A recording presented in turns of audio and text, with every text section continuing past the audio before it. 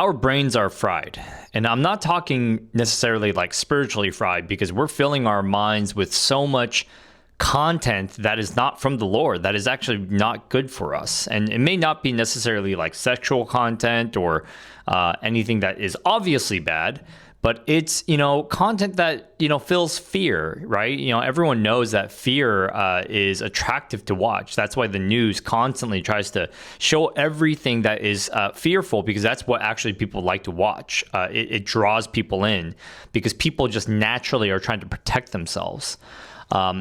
I will tell you that we are not just spiritually fried, but we're actually frying our brains just in general. And I actually, I watched a video about this where it talks about how our dopamine centers, every time, because nowadays everything is shorts, right? You're watching a short. You might be watching a short right now, where our reward systems, the dopamine systems, are desensitized. So the fast-paced, endless scroll, right? The constant just boom, boom, boom, boom, boom, that has similar patterns to addictive substances on brain scans. They've done actual studies on this. And then over time, though, those reward systems become less sensitive. So you need more stimulation to feel normal, which means you need more like crazy content.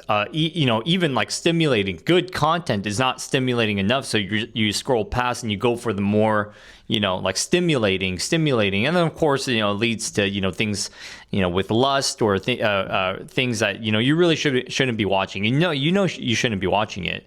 Not only that, they found that it also thins the key brain areas and attention problems. So if you have issues with your memory or like the decision making and problem solving, they also found that there's lower gray matter volume in heavy users, right? So and then of course, like at night, right, it also disrupts your sleep. In the mornings, when we wake up and we get on our phone, and I'm guilty of this, it also, because it puts us into like we're in a fight or flight mode, and then and we're constantly just hitting those dopamine centers, and it really just messes up your brain. So there's actually neurological, physical symptoms that we get from this constant reward social media use.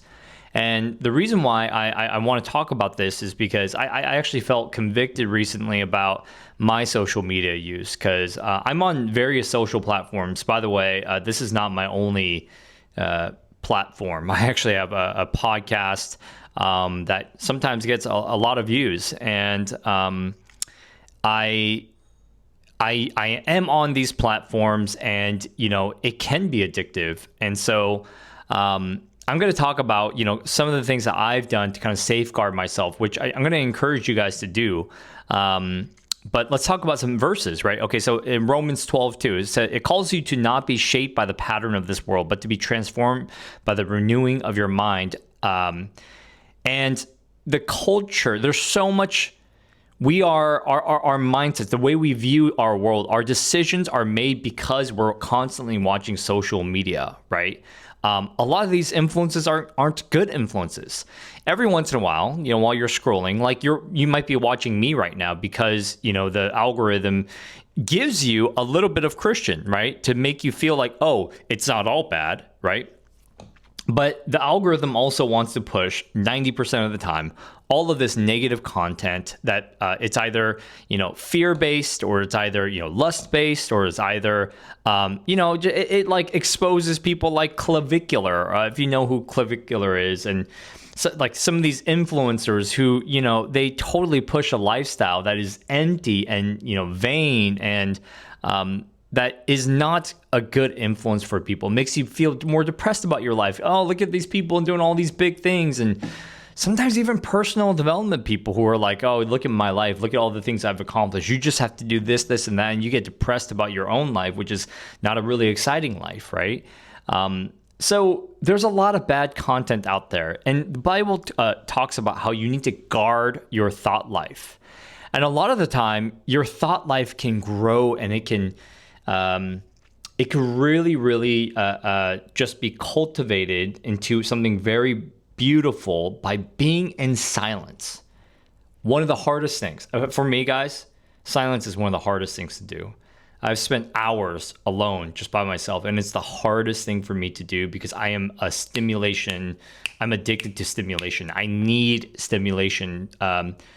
It just drives me crazy when I'm by myself, but I know that that God speaks in those silent moments. God says to be still and know I am God.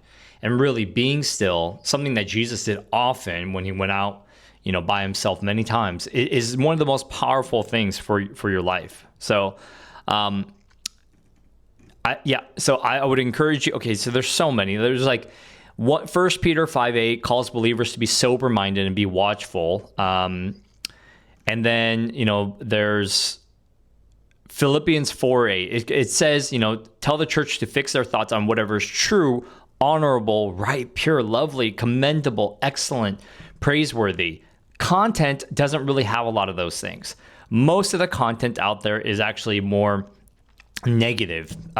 It makes you judge people. It shows a person's like, oh, that's doing something ridiculous. Like, why would you do that? It makes you like feel anger or feel like critical. And that's not really lovely, right? That's not really the kind of thoughts that God wants us to think about. 2 Timothy 1:7, for God hath not given us the spirit of fear, but of power and love. So again, there's so much fear, like news, like, oh, there's this happening, there's that happening, and there's mass shootings. I get it. Like there's a lot of like negativity out there, but that's not what God wants you to dwell on. God wants you to dwell on good things. I'll stop there, but all this to say is that, one of the most beautiful things that we could do with the Lord, it's not like just asking God for a bunch of things, or it's not about like doing a bunch of things for God, because that's the huge temptation. We want to be the Martha, right? We want, like, it's so tempting because we need to be stimulated. We need to be doing. But what God calls us to do, what God really wants, is to just spend time with you. Okay, this is not doing big things. This is just spending time with you, to be the Mary, to be, someone who just is with God and, just praying. And it's really hard to do, right? It's hard to just be still and be with him, but that's what God really wants. And you're going to grow. Your mind's going to change. You're going to heal back some of those. You've lost gray matter. You have attention problems. Your dopamine centers are broken, but that's all going to heal when you are just with the Lord and in silence. So here's what I've done, just as some practical things, right? And I'm sorry, non-iPhone users, I don't really know how to help you. There's probably an app that can help you, but I use screen time. If you guys know, it's right on your settings. Use it. It's not that hard to figure out, but there's this thing called downtime, and you just go to screen time, and then you go to downtime, and then you turn on some various downtimes. Like I stop my phone after 10 o'clock because I would scroll before I sleep, which again, that blue light is horrible for you. It actually disrupts your sleep, which makes your day groggy. So I stopped at 10, which is typically when I go to bed, and then it starts at 8. So I'm usually up because of my kid around 6. So I used to wake up, just, go right on to like either a game or social media. Can't do that anymore. I have to wait until 8 when I'm fully awake to be on my phone. There's also a thing called, you can put app limits. So you can say, hey, I'm only going to watch YouTube for an hour or 45 minutes or 30 minutes a day. So you could put app limits. I have an app limit for either games or some social media. And so, guys, I would just really encourage you to do this because it's just good for your soul. Our brains are truly fried, seriously. And spiritually, I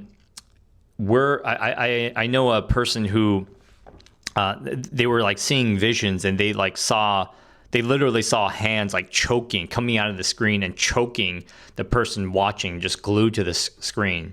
Television is really not. It's never really been good. I don't think it's really a good spiritual thing, quite honestly.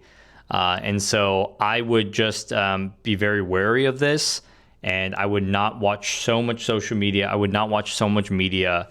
if you can so help it. And so, yeah, guys, I hope this is encouraging. I hope you guys do it. I know it's really helping me, and I'm on this journey with you guys. Trust me, I am not one who doesn't do this. I am one who is absolutely, fried when it comes to just needing stimulus. It's hard for me to stay still. It's hard for me to just be with my kid, right? Even though he's very stimulating, but it's honestly very hard for me not to, get on my phone or do something else. It's hard for me just to watch a movie, without being on my phone or doing something else that's stimulating.